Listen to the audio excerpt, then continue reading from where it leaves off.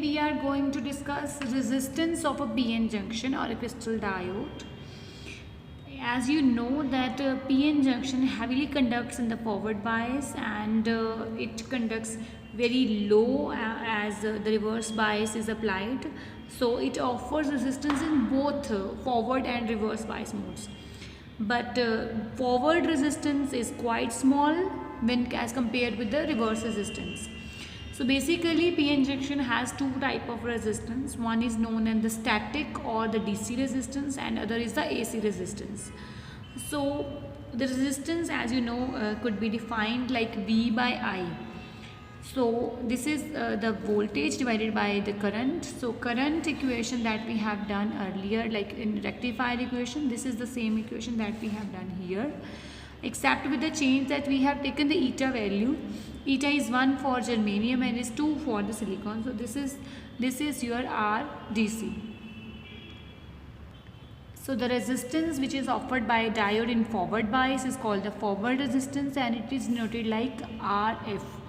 And the resistance which offered in the reverse bias is known as the reverse resistance, and it is denoted by R with a small r as their subscript. So RR is there. So RF, the typical values are for germanium diode, they are given like RF is around 100 ohm and RR is around 1 mega ohm. So you can compare the values of both forward and reverse resistance.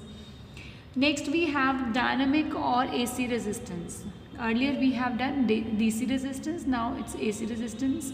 So voltage and current are changing at every moment. So RAC would be defined as dV by dt, so change in voltage across the diode divided by resulting change in the current. So current is changing due to the change in voltage. So this is what we need to calculate.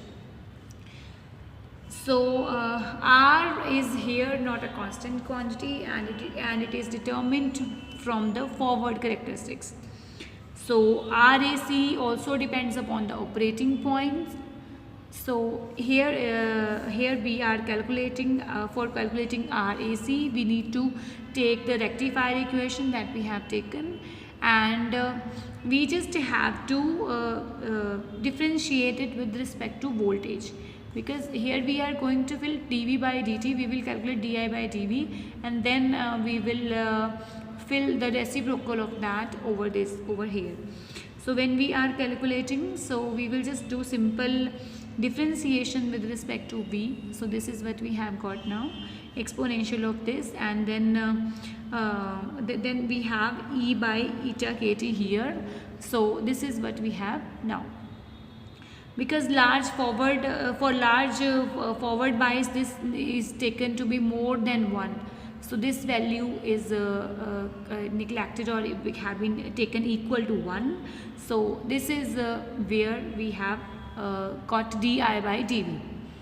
So now we need to calculate dv by di. So dv by di we will calculate just by reciprocally by taking reciprocal of this equation. So this is eta kt by ei. So this is what we have. We will fill here this value in this equation to get RAC. So this is here we have got RAC is equal to eta kt by ei. So k by e is always the constant, and we have now eta t by e. T is the temperature. For room temperature we are writing here 300 instead of T. So I is in, we have taken in milliampere. So this is the value of k by e.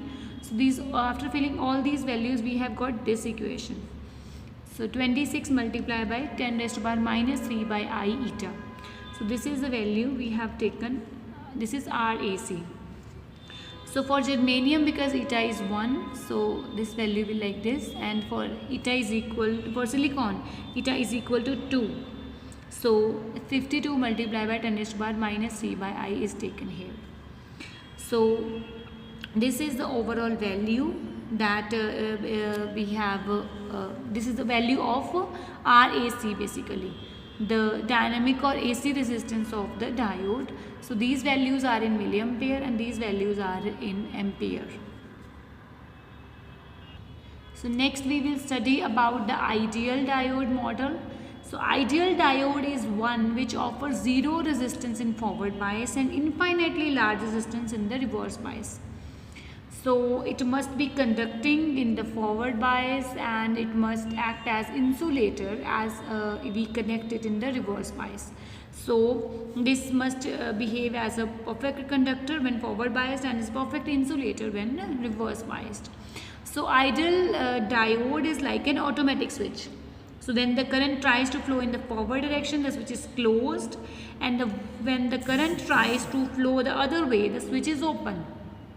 So this is the thing that we should keep in your mind. In practice, we never come across such diode. Ideally, as you have already seen, that RF is close to 100 ohm and RF is close to 1 mega ohm. Although the resistance changes are a lot, but still there would be some resistance. The resistance would never be zero in the forward bias and it would never be infinite in case of reverse bias. So we never come across any kind of such diode, but when we are discussing the diode circuits, the diode is assumed to be ideal. So we are taking these considerations into